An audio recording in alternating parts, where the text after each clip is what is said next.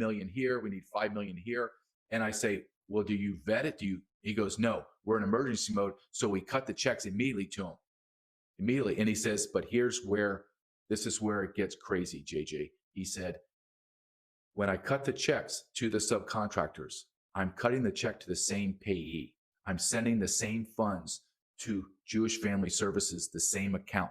So you have Jewish Family Services getting $600 million, but you have 50 to 100 subcontractors that I'm paying, but I'm paying to the same bank account as Jewish Family Services. It's all a lie. It's just all a lie. And I said, okay, well, you cut $600 million check. Are you now tracking that to check? And he goes, listen, you have to understand, JJ, nobody's following the money. No one cares. He says, you have to understand the federal government created a chaotic situation on the border. You have millions of people coming to the border. The Border Patrol, DHS, CBP, FEMA, no one has the resources, manpower to move millions of people from the border into America. That's where the NGOs come in. The NGOs are the movement of people and goods into America.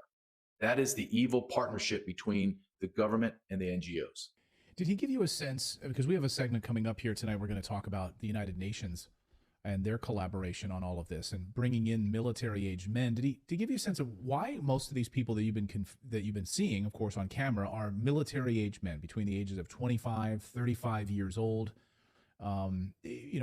I think people out there think this idea of this like replacement theory that just sounds like a conspiracy theory, or the militarization of the United States, a sort of a United Nations army inside the United States and Europe to carry out plans for lockdowns, whatever it is. Did he give you a sense of why they all seem to be the same 25 to 35 year olds and they're all men?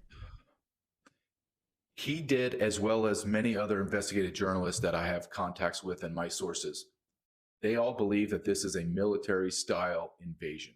Let me just tell you how this looks to us. When you attack a nation, you attack from multiple points of entry. You don't attack, this is not the Middle Ages where I'm attacking the moat and the drawbridge.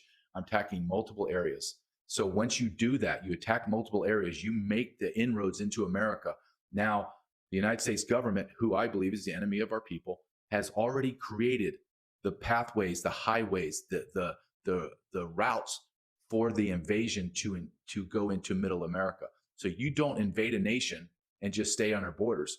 You advance. You keep advancing.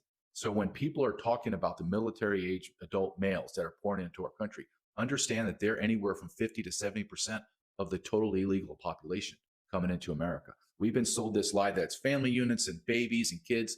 Yes, there are that. But the single adult military-age men are in the millions, tens of millions in America. You're looking at, you mentioned this perfectly. It's happening in Europe. Nothing happens in the world by happenstance. There's no willy-nilly, well, this is just how it's happened. It just happens that there's tens of millions of illegal military age adult men pouring from the Southern Hemisphere, pouring